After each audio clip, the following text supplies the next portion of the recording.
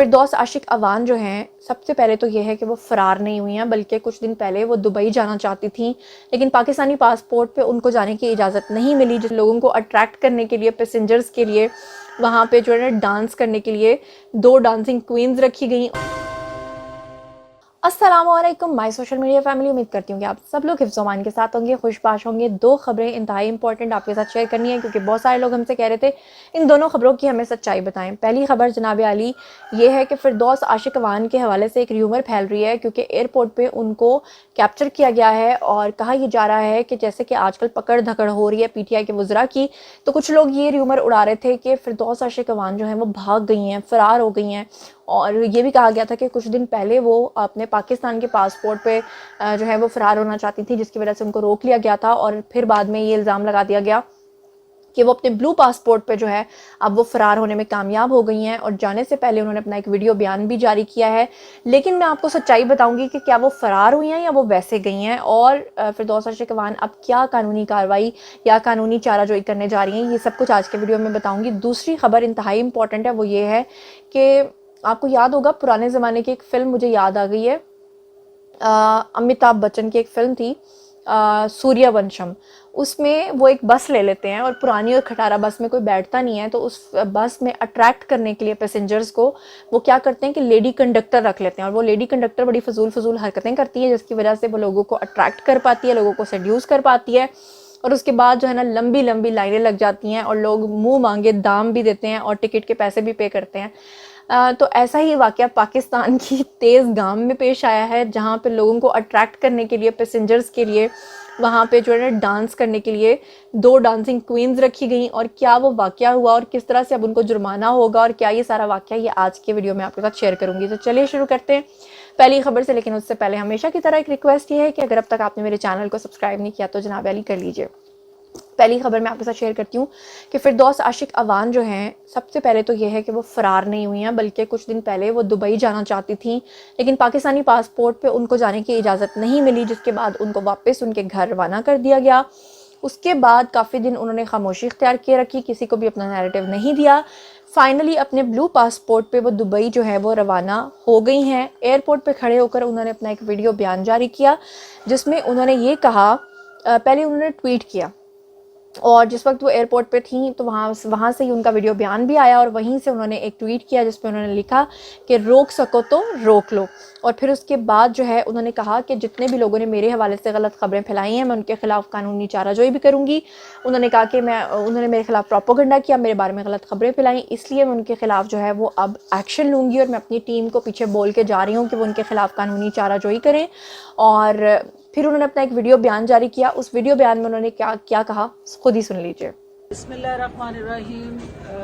अजीज़ साथियों, जैसा कि आप जानते हैं कि कुछ दिन पहले मेरे बिरुन मुल्क रवानगी के हवाले से कुछ आने वाले हमारे जो हैं उन्होंने बेबुनियाद मन गढ़त और घटिया प्रोपेगेंडा करके मेरी सियासी साख को नुकसान पहुँचाने की जो दानिस्ता कोशिश की थी, आज वो सारी जो है उनकी तमाम साजिशें दम तोड़ गई हैं।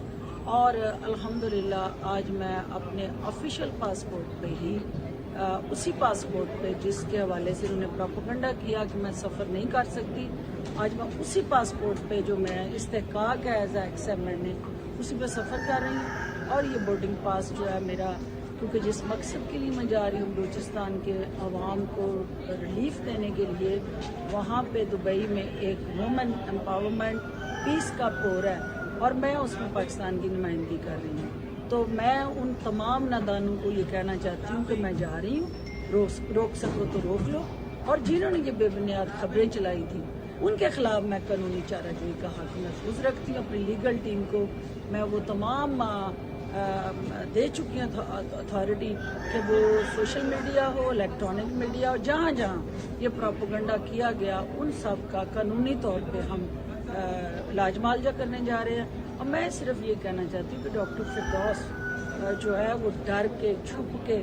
अच्छा जनाब, अब दूसरी खबर की तरफ आ जाते हैं, जो कि मैं अभी आपको पढ़ के सुनाती हूँ कि तेज़ गाम एक्सप्रेस है और सब लोग जानते हैं कि उस पे लोग सफ़र करते हैं। और वहाँ पर जनाब अली हुआ क्या कि इन्होंने देखा कि पैसेंजर्स बहुत कम आते हैं, तो इन्होंने बीच में 2 ख्वाजा सरा डांसर्स को रख लिया। अब जैसे ही पैसेंजर्स आके बैठते थे तो ये जनाब वो ख्वाजा सराओं को छोड़ देते थे, वो डांस करती थी।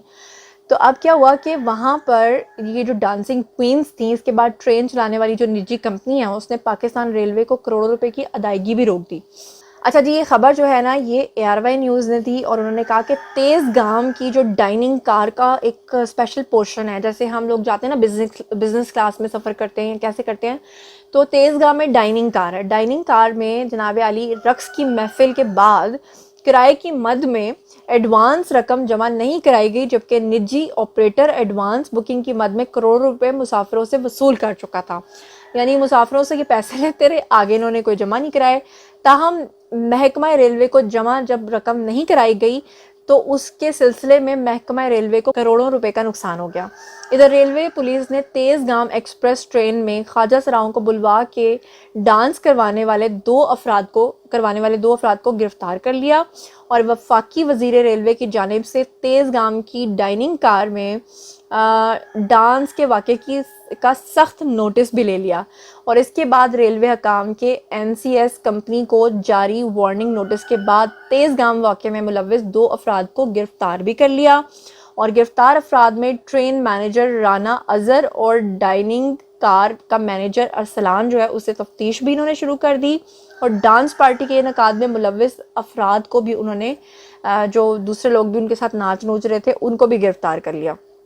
और ये मैं आपको बता दूं कि ये खबर जो है ये जनाब अली 21 अगस्त की है और तेज़ गाम में जो कंपनी है, ये रेलवे कंपनी है, इसने क्योंकि इनको करोड़ों रुपए अदायगी नहीं हुई तो उसके बाद इन्होंने एक्शन लिया। अदरवाइज़ पता नहीं ये चीज़ कब से चल रही थी।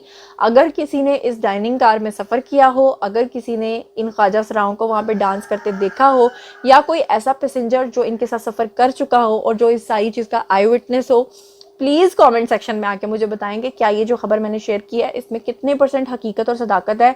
तो ये जो डांसिंग कार थी, यहाँ पे लोगों को, मुसाफिरों को महसूस करने के लिए वो पुरानी फिल्मों वाला तरीका इस्तेमाल किया गया। अच्छा, मुझे एक बात समझ में नहीं आती, मैंने आज तक जब इंडिया की फिल्म्स देखी हैं, वहाँ चाहे सियासत में भूचाल आए, हलचल हो या वहाँ पे कोई वाक़या पेश आए, उसके कुछ अर्से के बाद मैं देखती हूँ कि इंडिया में वो चीज़ नहीं होती, वहाँ पे होते हुए नहीं मैं देखती, वो सिर्फ एक सब्जेक्ट होता है उनकी फ़िल्म का। लेकिन यहाँ पाकिस्तान के अंदर मैं वो चीज़ होते हुए देखती हूँ और वो मेरी आंखों के सामने होती है और उससे रिलेटेड मुझे कोई ना कोई फ़िल्म याद आ जाती है।